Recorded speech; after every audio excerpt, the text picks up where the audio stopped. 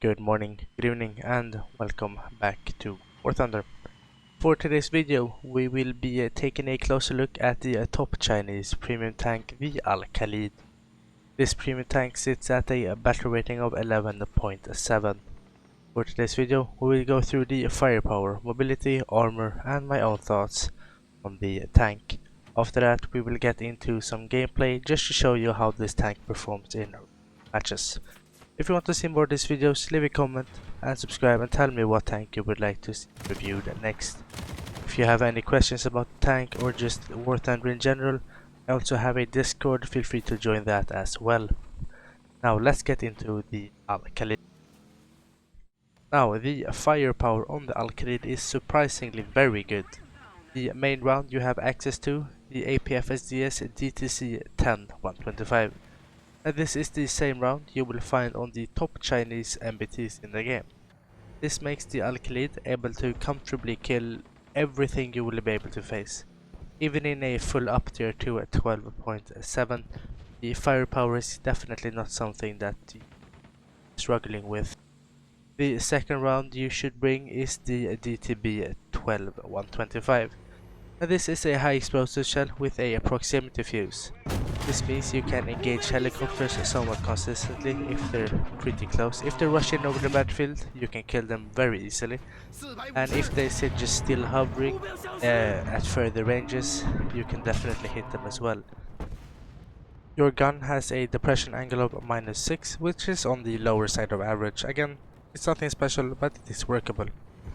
You'd also have a autoloader, and this means your reload rate will be a consistent 7 seconds.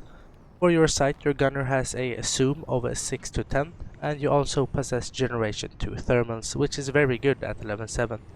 So overall, the firepower on the Al-Khalid is very good, especially for 11.7. So in a up tier, it's very good, and in a down tier, you're just gonna stomp everything.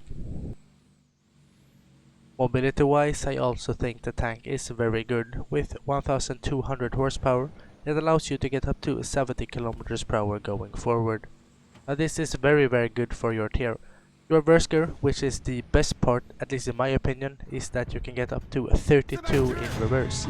Now this allows you to play very aggressively when you want to, and it allows you to get back into cover and retreat when you want to as well. So I find that I can dictate when I want to fight and not, and if I don't feel like I will win, I can just basically use my speed and get away from there. So be sure to utilize your speed to your advantage. Your armor though is, I think it's kinda shit. At 11.7, basically everything with a main caliber gun will be able to kill you without any issues whatsoever. Your armor against autocannons, I mean it's decent, but basically every MBT can survive autocannons from the front. You do have some ERA blocks, and it doesn't really help against APFSDS, but it will help you against ATGMs and chemical rounds. But here again, basically every tank at this tier, at least MBT wise, will be able to survive chemical rounds and ATGMs. So overall, your armor is pretty shit. Survivability wise, just in general, you have a crew of 3, which means you don't have a loader, and again it doesn't really help, but you're not gonna notice it too much. But the major thing is that you do have a Russian style autoloader, and it means if you get hit in the hull low, you're just dead. You're dead. So overall, your survivability and protection is pretty bad, and it is what brings this tank down in rating, if you could say so. So is the tank worth it? Well, it really depends. If you just want the quickest way to top tier China, yes, this is the best option. It is a rank 7, which means you can grind the entire tech tree with it. But for an experienced player, again, this tank can be very competitive if you play it correctly. But here again, if you're not as experienced, it can be very hard to get good use out of it. So just to summarize, if you're more experienced and just want to get to top tier China, yes, this is the best option for you. If you're less experienced, I wouldn't recommend it. Again, you can still buy it if you want to, if you just want to get to top tier China, but I wouldn't really recommend this, and I would recommend something at a lower BR, just to help you get more use out of this premium.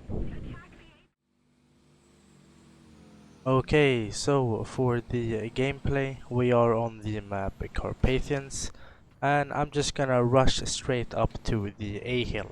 Now, in my opinion, the A hill is the most important point to have control over, especially on Carpathians. As if you have control over A, you can basically kill everybody who's going to B and C, so you can control the match from here. I'm gonna utilize my speed. My goal was to get up to this ridge here and just start picking off enemies before they could get into position. Unfortunately, that plan doesn't really work out, but we do survive, and we're just gonna stay here starting to pick off basically every enemy we can find.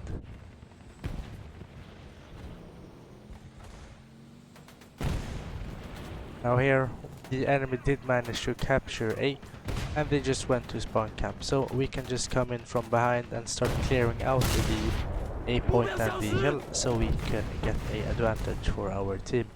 So we're just gonna run around here, starting to pick off every enemy we can find.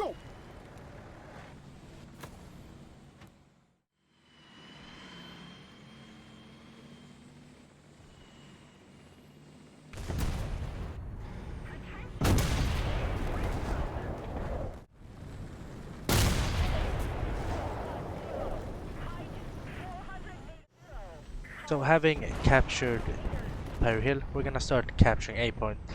Now, as we have control over the hill, we can start getting shots on the guys on the rest of the map. Here it is why it's so important to have control over the hill.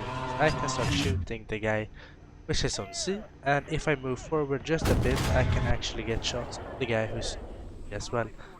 You're gonna win games on this map if you just have control over the hill. I would always recommend to fight over the hill, and it's the most important area on the map to have control over.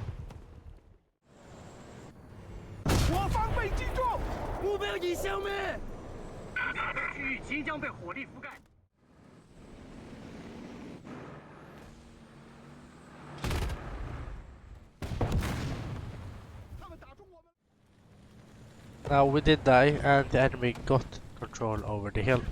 So we're just gonna quickly try to retake it again, because it is again the most important area of the map. We get onto the capture point without any issues, and we're gonna start looking on towards C again to see if we can eliminate anybody of interest.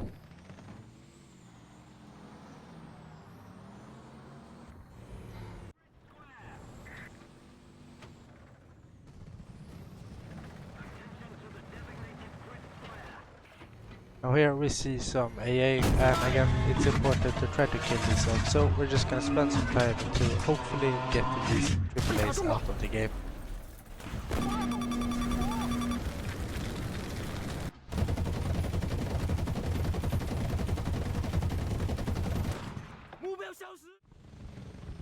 And after this, we're just gonna help clear out the enemy spawn campers, so our team doesn't lose tickets unnecessarily, so we can help them get back into.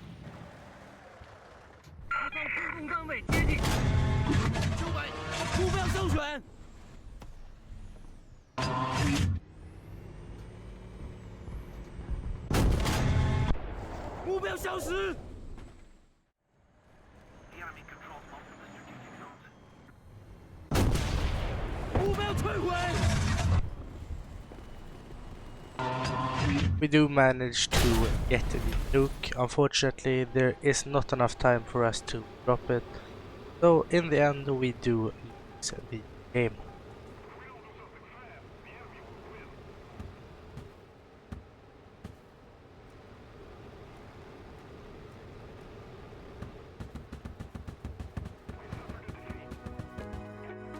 With that, the video has come to an end. I hope it was helpful in your decision if you're gonna buy this tank or not. And I'll see you guys next time. Have a good one.